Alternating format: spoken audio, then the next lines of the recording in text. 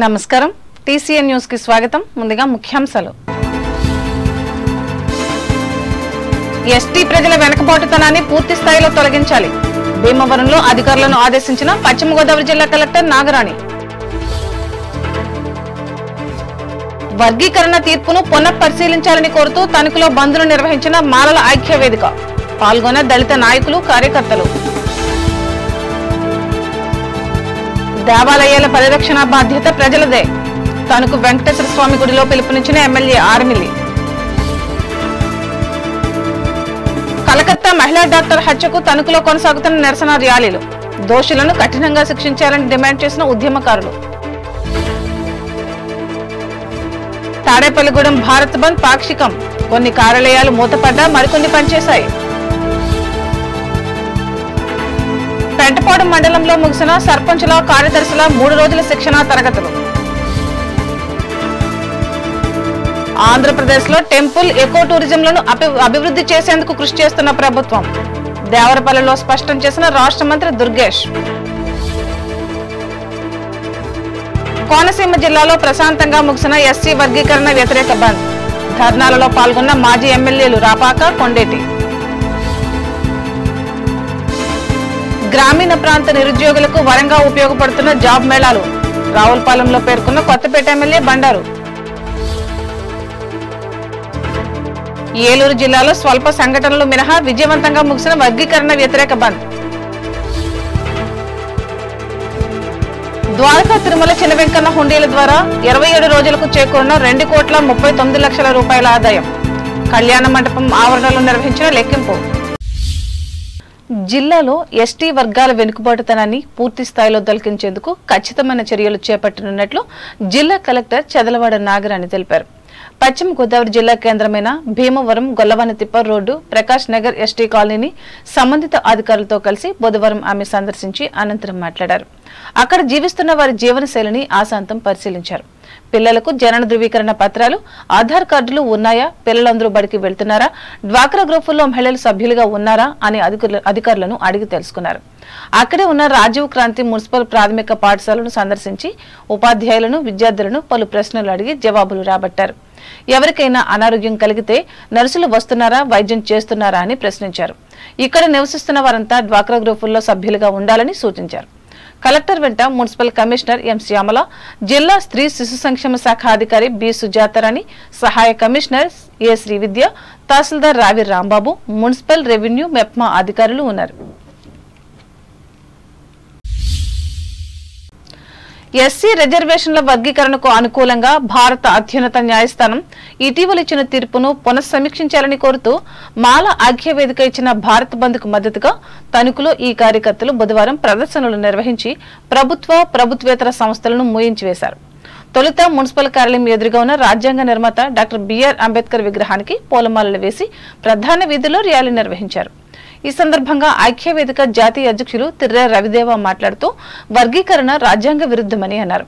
దేశంలో పెరిగిన జనాభాకు అనుగుణంగా ఎస్సీ ఎస్టీ రిజర్వేషన్ల శాతాన్ని పెంచాలని డిమాండ్ చేశారు.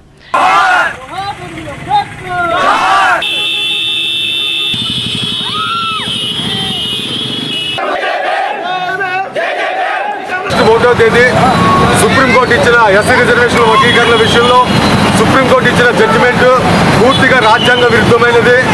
దీనిని మేము అంబేద్కర్ వాదులుగా రాజ్యాంగ పరిరక్షకులుగా మేము వ్యతిరేకిస్తూ ఉన్నాం. వర్గీకరణతో సామాజిక న్యాయం జరుగుతుంది అనేది మాత్రం అవాస్తవం. అది దళితుల అభివృద్ధి కోసం ఇవాళ ఉన్న జనాభా నిష్పత్తి ప్రకారం దళితులకు రిజర్వేషన్లు ఇవ్వాల్సిన అవసరం ఉంది. ఇప్పుడున్న రిజర్వేషన్లు స్వాతంత్రం రోజున 1997లో ఉన్న జనాభా నిష్పత్తి ప్రకారం ఇచ్చారు. ఈవేళ దళితుల జనాభా, గిరిజనుల జనాభా అత్యధికంగా పెరిగింది. అయినప్పటికీ కూడా పెరిగిన జనాభా ప్రకారం రిజర్వేషన్లు ఇవ్వకుండా ఉన్న రిజర్వేషన్లు మాత్రమే వీళ్ళు వర్గీకరణ పేరుతో వీళ్ళు దళితుల ఐక్యతను పాటు చేస్తూ ఎవరైతే చేస్తున్నారో ఈ కుట్రలన్నింటినీ కూడా మేము వ్యతిరేకిస్తూ ఉన్నాం. ఈ కార్యక్రమంలో వేదిక రాష్ట్ర కార్యదర్శి మర్రి నవీన్ బాబు, నియోజకవర్గ అధ్యక్షులు నీలాపు దుర్గారావు, షెడ్యూల్ కులాల సంక్షేమ సంఘం రాష్ట్ర ప్రధాన కార్యదర్శి కొండే నాగేశ్వరరావు, దళిత సేన రాష్ట్ర అధ్యక్షులు విప్పర్తి ప్రసాద్, జై భీమ్ యూత్ అధ్యక్షులు పెనుమాల రాజేష్, న్యాయవాది పొట్ల సురేష్, నాయకులు ఎం మైఖేల్, కాసరపల్లి వెంకట్రావు, నీలాపు దుర్గారావులు పాల్గొన్నారు.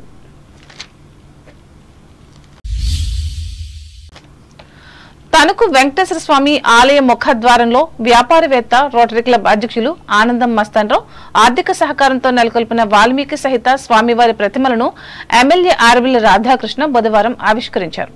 ఈ సందర్భంగా ఆయన మాట్లాడుతూ ప్రజల నమ్మకాలతో ఆవిర్భవించిన ఆలయాలను పరిరక్షించుకోవాల్సిన బాధ్యత ప్రజలదేనని అన్నారు. ఈ సందర్భంగా ఆలయానికి అందమైన రూపం కల్పించేందుకు సహకరించిన దాతలను అభినందించారు.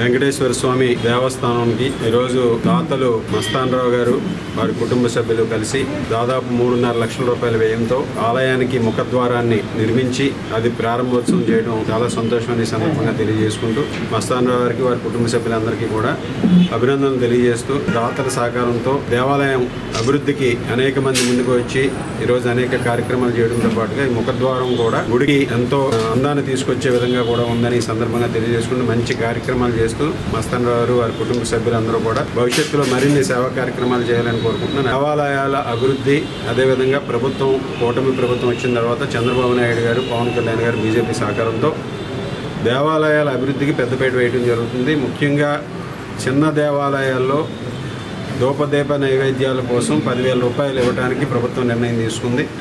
ఆ విధంగా అన్ని దేవాలయాల్లోనూ కూడా ఈరోజు ప్రతి ఒక్కరికి ఆధ్యాత్మికంగా వారిలో ఉన్నటువంటి ఆధ్యాత్మికను పెంచే విధంగా కూడా ఈరోజు ప్రభుత్వం కార్యక్రమాలు నిర్వహిస్తుందని ఈ సందర్భంగా తెలియజేసుకుంటూ అలాగే మన తణుకు పట్టణంలో ఉన్నటువంటి అన్ని దేవాలయాలకు కూడా ప్రభుత్వం నుంచి వచ్చేటటువంటి నిధులను తీసుకొచ్చి అభివృద్ధి పరంగా ముందుకు తీసుకెళ్తామని ఈ సందర్భంగా తెలియజేస్తారు. కార్యక్రమంలో మున్సిపల్ మాజీ vice chairman Mantrirao Venkataratnam, rotary club ఉపాధ్యక్షులు కలిగర వెంకటకృష్ణ, మాజీ అధ్యక్షులు బస్వ రామకృష్ణ, గమ్ని రాంబాబు, పుట్ట సత్యనారాయణ, చేనేత డెవలప్మెంట్ కార్పొరేషన్ మాజీ చైర్పర్సన్ వావిలాల సరళాదేవి, మాజీ కౌన్సిలర్ చిట్టూరి సాయిబాబాలు పాల్గొన్నారు.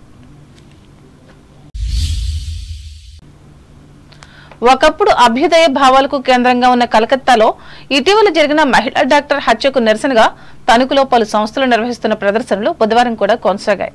ఇందులో భాగంగా ముస్లిం మతస్థులు మసీదు నుంచి కొవ్వొత్తులతో ర్యాలీగా బయలుదేరి నరేంద్ర సెంటర్లో నిరసన వ్యక్తం చేశారు. వృత్తిపరంగా మానవ ప్రాణాలు రక్షించే వైద్యురాలని హత్య చేయడం అన్యాయమని పేర్కొంటూ నినాదాలు ఇచ్చారు. ఈ సందర్భంగా ముస్లిం మహిళా విభాగం నాయకురాలు ఆలియా సాహిబ్ మాట్లాడుతూ ఇందుకు బాధ్యులైన వ్యక్తులను కఠినంగా శిక్షించాలని డిమాండ్ చేశారు.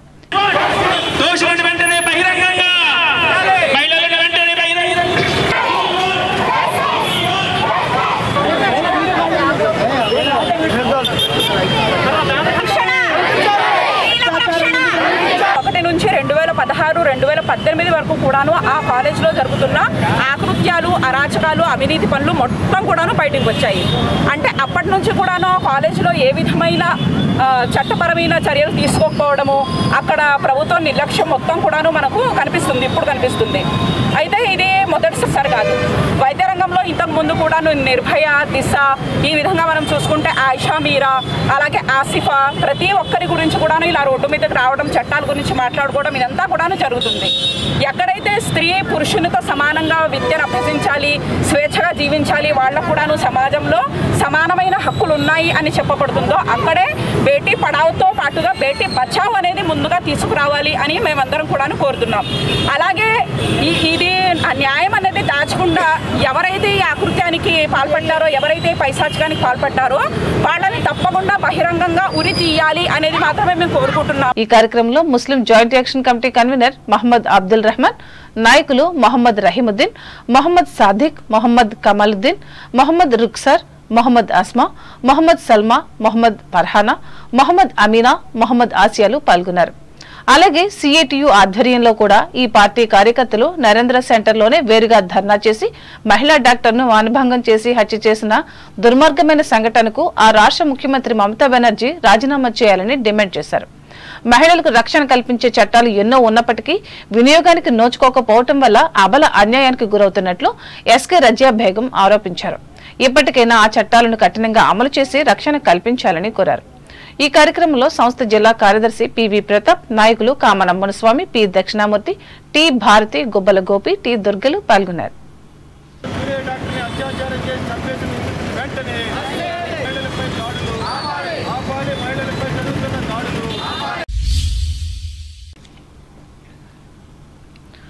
తణుకు వేదశాస్త్ర పరిషత్ ఆధ్వర్యంలో ఈ నెల 22వ తేదీ సాయంత్రం 6 గంటలకు పట్టణంలోని తొమ్మలపల్లి కృష్ణమూర్తి విశ్రాంత భవనంలో పరిషత్ 53వ వార్షికోత్సవ సభను ఏర్పాటు చేసినట్లు సంస్థ అధ్యక్షులు కడియాల కామశాస్త్రి, కార్యదర్శి మైనంపాటి నారాయణమూర్తులు బుధవారం ఒక సంయుక్త ప్రకటనలో తెలిపారు. ప్రముఖులు పాల్గొని ప్రసంగించే ఈ కార్యక్రమంలో వేద స్వస్తి, ఘన స్వస్తి ఘనంగా జరుగునని వారు చెప్పారు. ఆసక్తి గల ప్రజలంతా పాల్గొని జయప్రదం చేయాలని వారు విజ్ఞప్తి చేశారు. ఎస్సీ వర్గీకరణ అంశాన్ని పునఃసమీక్షించాలని కోరుతూ బుధవారం జరిగిన భారత్ బంద్ తాడేపల్లిగూడెంలో పాక్షికంగా జరిగింది. ఆర్టీసీ బస్సులు తిరగలేదు, విద్యా సంస్థలు పనిచేయలేదు, కొన్ని ప్రభుత్వ కార్యాలయాలు పనిచేయగా మరికొన్ని ప్రభుత్వ కార్యాలయాలను నిరసనకారులు మూసివేయించారు. మాల మహానాడు జాతీయ అధ్యక్షులు చీకటిమిల్లి మంగరాజు ఆధ్వర్యంలో అంబేద్కర్ విగ్రహం వద్ద ధర్నా నిర్వహించారు. భారత్ బంద్తో బస్సులు తిరగకపోవడంతో తాడేపల్లిగూడెం బస్టేషన్ ప్రాంగణం నిర్మానుష్యంగా మారింది. మధ్యాహ్నం నుంచి బస్సులు రోడ్డెక్కాయి. ఎక్కడా ఎటువంటి అవాంఛనీయ సంఘటనలు జరగకుండా పోలీసులు బందోబస్తు ఏర్పాటు చేశారు. పెంటపాడు మండలంలో గ్రామ సర్పంచులు, కార్యదర్శులకు 3 రోజుల పాటు జరిగిన శిక్షణా కార్యక్రమం బుధవారం ముగిసింది. తొలి రోజు మండల పరిషత్ కార్యాలయం మీటింగ్ హాల్లో గ్రామ పంచాయతీ పరిపాలన అంశాలపై మాస్టర్ ట్రైనీ తల్లాప్రగడ రవిచంద్ర శిక్షణ ఇచ్చారు. రెండవ రోజు క్షేత్రస్థాయి పర్యటనలో భాగంగా పెంటపాడు నుంచి కస్బా పెంటపాడు వెళ్లే దారిలో గల చెత్త నుండి సంపద తయారీ కేంద్రాన్ని సందర్శించారు.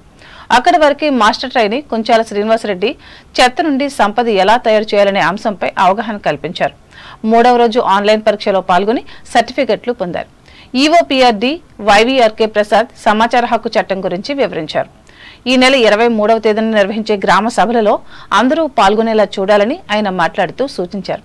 ఈ కార్యక్రమంలో వివిధ గ్రామాల సర్పంచులు, కార్యదర్శులు పాల్గొన్నారు. ఇప్పుడు ప్రకటనలు.